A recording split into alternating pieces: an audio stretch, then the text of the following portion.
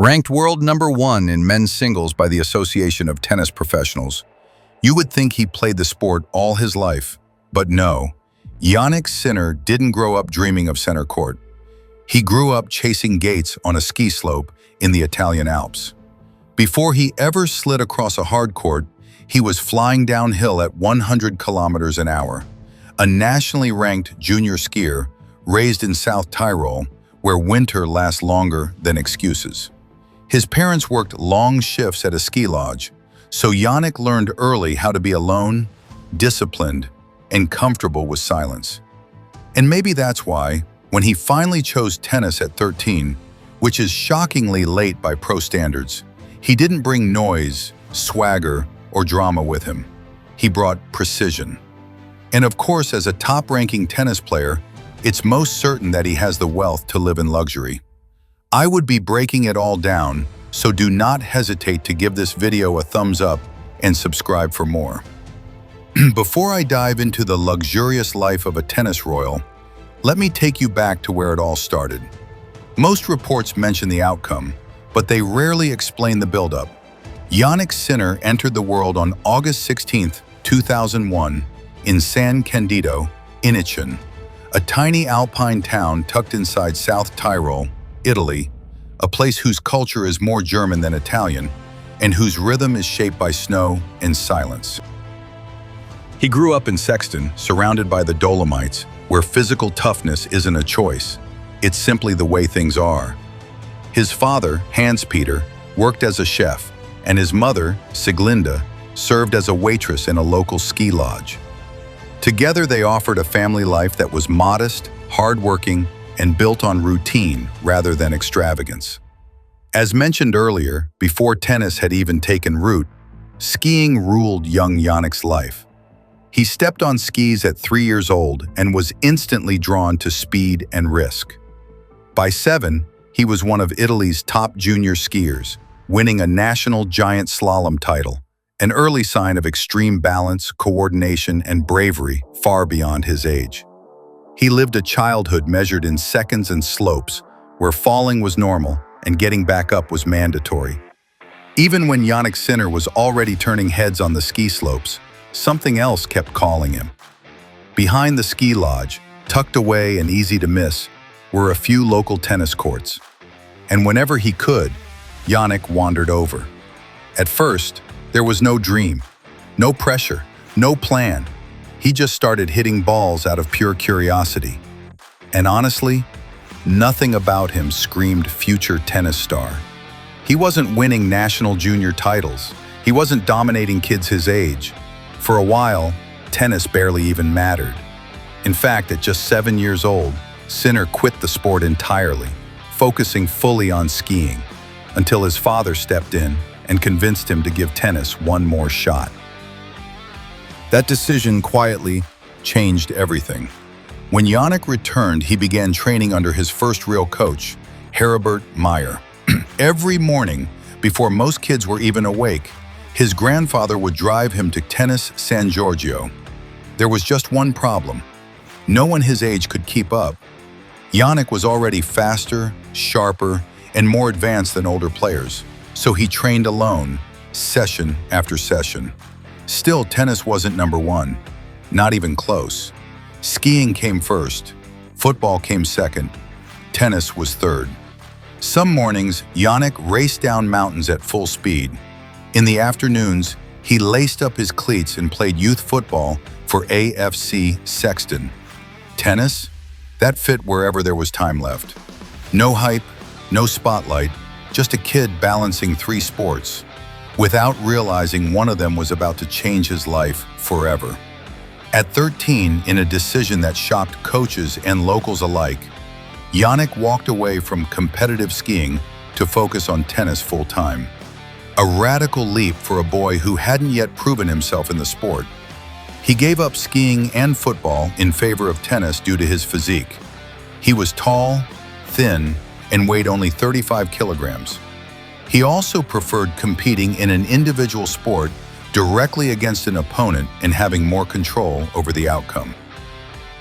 He moved on his own first to Bolzano, and then south to train under legendary coach Riccardo Piatti, who had molded stars before him. This meant leaving his family, leaving childhood, and entering a world where future champions are expected to rise or break early, with no guarantees either way. Training with Piatti exposed Sinner to a level of professionalism far beyond what he'd ever seen. He was quiet, observant, not the loud, flashy type, just a boy who absorbed everything, storing discipline the way mountains store snow. What skiing had given him, balance, courage, mental stillness, he poured into tennis. And slowly, quietly, something rare began to reveal itself. Before he began training in tennis full-time with Piatti, he had been playing only twice a week. He graduated from the Walther Institute, a private economics school in Bolzano. Jannik Sinner's path didn't run through the usual junior tennis spotlight. He started out on the ITF junior circuit, but success came slowly and quietly. While other top prospects were stacking trophies and headlines, Sinner was barely on the radar. He didn't play the main draws of elite Grade 1 tournaments. He never appeared in a junior Grand Slam. In fact, the only top-tier junior event he ever entered was the prestigious Trofeo Bonfiglio. And even there, the results didn't scream future star. In 2017, Sinner lost in the first round. No buzz, no breakout moment. But instead of chasing more junior events, he made an unexpected move, one that almost no one his age was making. By the end of that year, he began shifting his focus away from juniors and toward the professional tour. He returned to Trofeo Bonfiglio in 2018 and reached the quarterfinals. That tournament? It would be the only junior event he played all year. Because he skipped so many high-level junior competitions, his ranking never climbed very high. His career-best junior ranking topped out at just number 133, a number that usually belongs to players who fade away, not future world beaters. But what looked like a weakness was actually a clue. While others were polishing junior resumes, Sinner was preparing for something bigger, choosing experience over trophies and the long game over early attention. And that quiet decision would change everything. Sinner began playing on the ITF men's circuit in early 2018, but let's fast forward to 2019 when he won his first ATP Challenger title in Bergamo at the age of 17 years, despite entering the tournament with no match wins at the Challenger level. He became the first person born in 2001 to reach a Challenger final and the youngest Italian to win a Challenger title in history.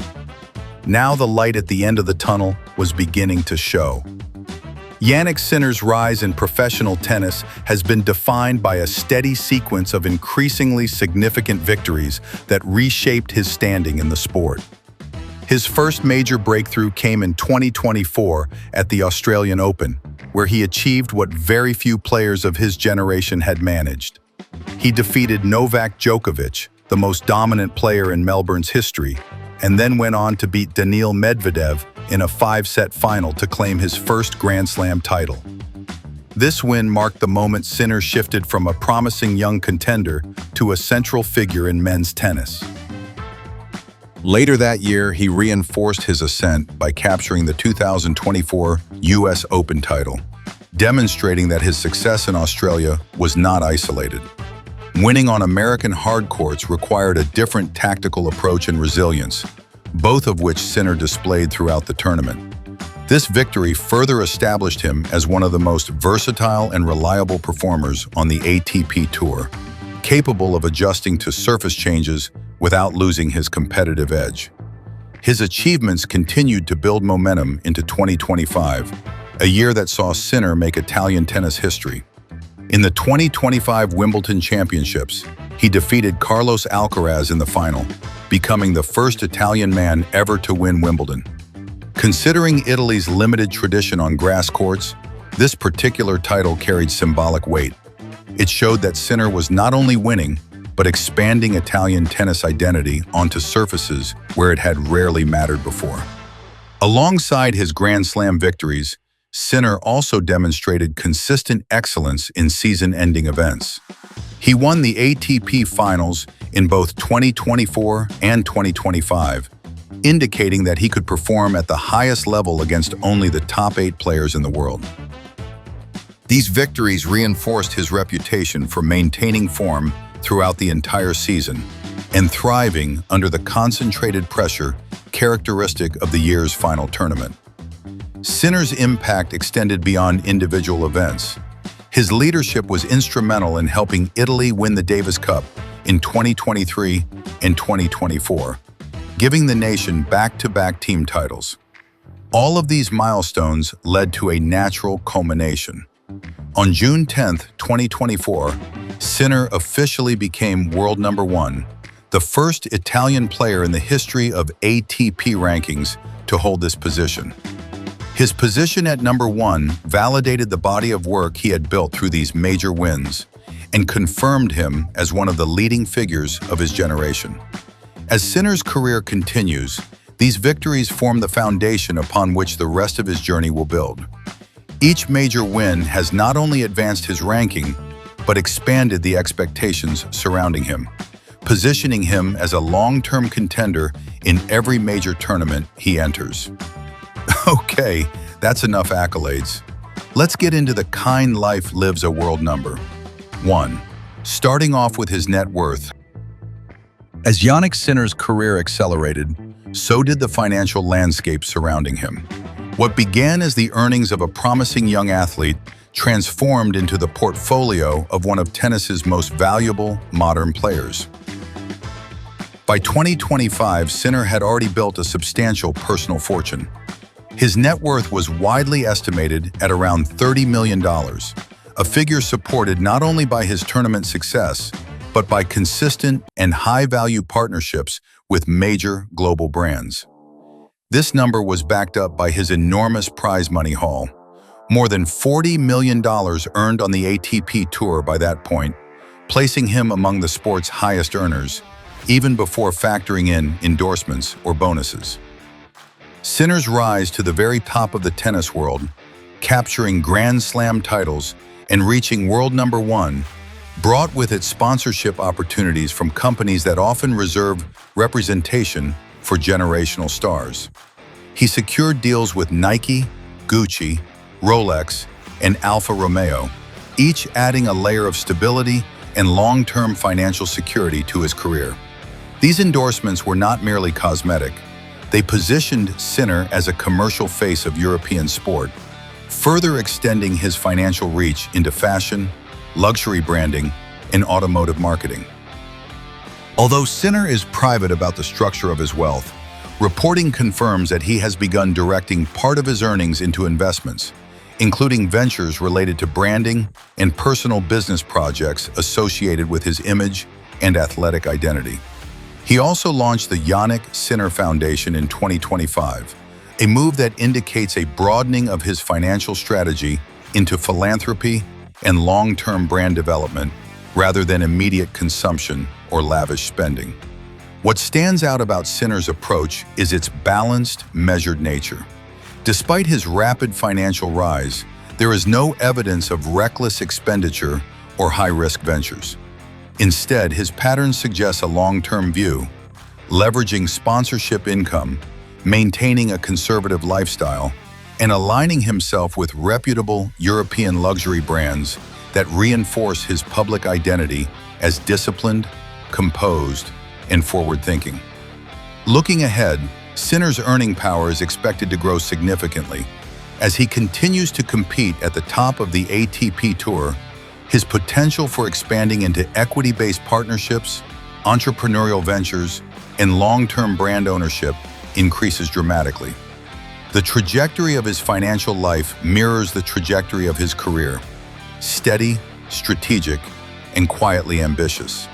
If his early investments and brand choices are any indication, Jannik Sinner is building not just a prosperous present, but a durable and influential financial future, one that is likely to grow well beyond his years on the court.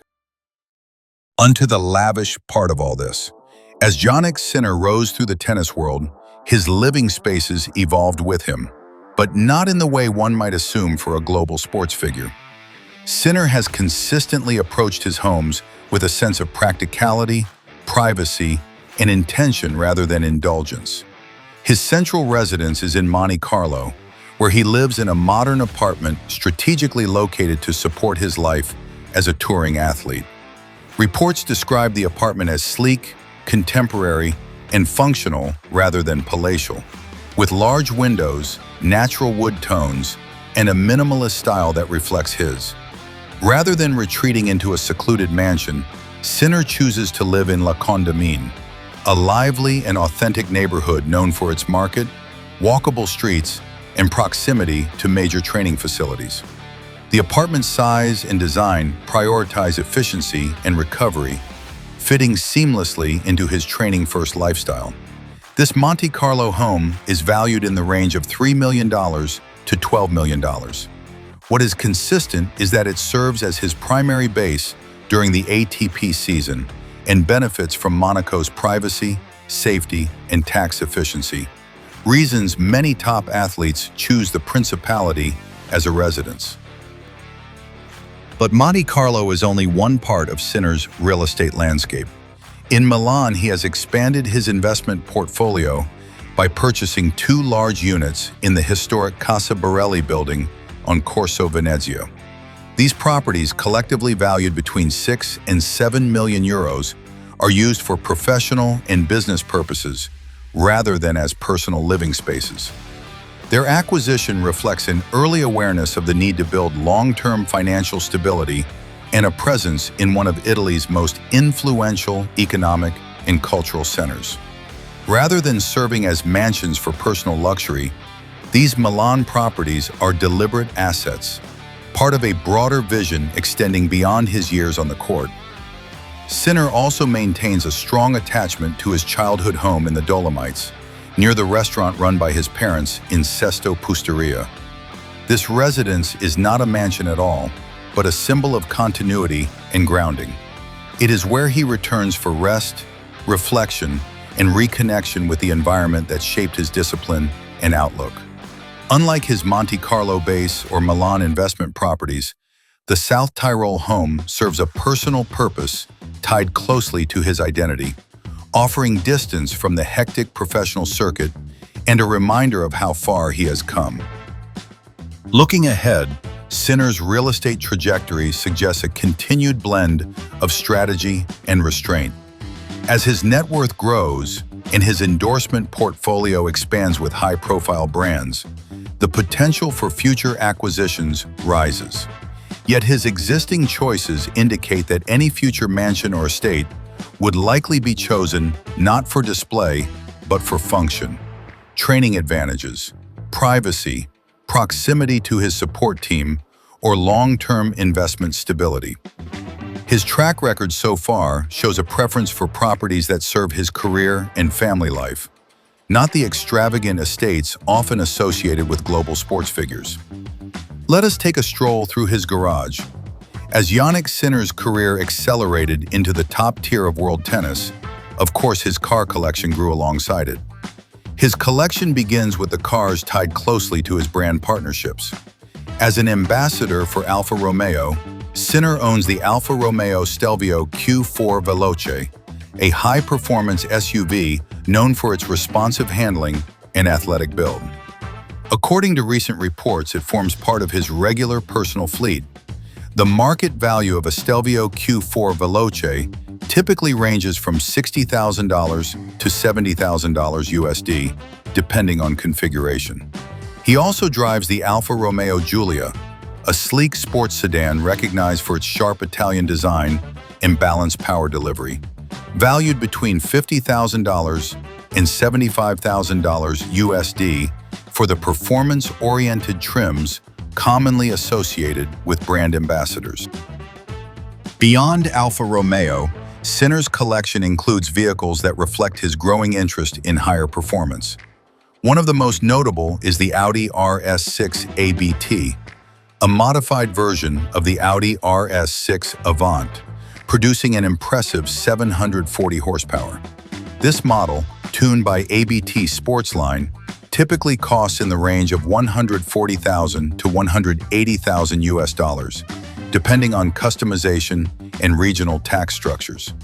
Its presence in Sinner's garage signals an appreciation for precision engineering combined with understated design, much like his on-court personality. The crown jewel of his lineup is the Ferrari SF90 Stradale, a near 1,000 horsepower plug-in hybrid supercar considered one of Ferrari's most technologically advanced productions. Market prices for an SF90 Stradale begin around $520,000 and can exceed $600,000 with performance and cosmetic customization. The inclusion of such a flagship performance car marks Sinner's arrival among high-earning global athletes and aligns with his careful yet confident approach to personal luxury. Looking ahead, Sinner's collection is likely to expand as his net worth and endorsement portfolio continue to grow.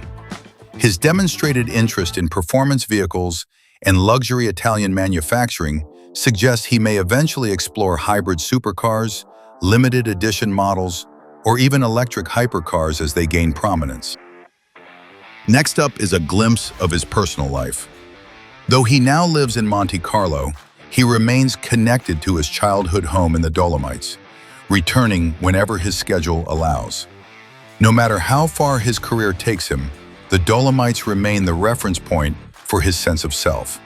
Sinner's personal life has also attracted interest through his relationships, though he has maintained a pattern of privacy.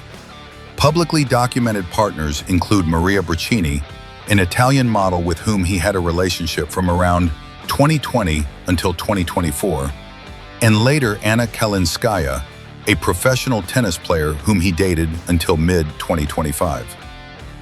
As of the latest reports, he has been linked to Laura Leto, also a model, beginning in 2025. He speaks German as his mother tongue, reflecting his South Tyrolean roots, and is fluent in Italian and English as well. His hobbies, skiing, football, and travel, fit the lifestyle of a disciplined athlete. While rising athletes sometimes lean into celebrity culture, Sinner seems to orbit around it rather than step inside. Interviews and profiles describe him as reserved, consistent, and grounded, a person who prefers routine to attention. Looking ahead, Sinner's personal life appears poised to evolve in the same way his career has, gradually, thoughtfully, and with a focus on balance. His connection to his family and origins suggests that his future will likely include stronger ties to South Tyrol, whether through long-term projects, philanthropy, or a permanent home. And we've come to the end of this deep dive. Thanks for watching. Jannik Sinner's story is still unfolding. On the court, in his investments, in the homes he chooses, and in the life he continues to shape with quiet discipline. From the Dolomites to Monte Carlo, from modest beginnings to global stardom, every chapter shows a person building with purpose, not pressure. If you want to follow the journey as it continues, through new victories, new decisions, and new milestones, make sure to like, subscribe, and stay tuned. The next chapter is already on its way, and with Sinner, you never know how high the rise can go. See you in the next video.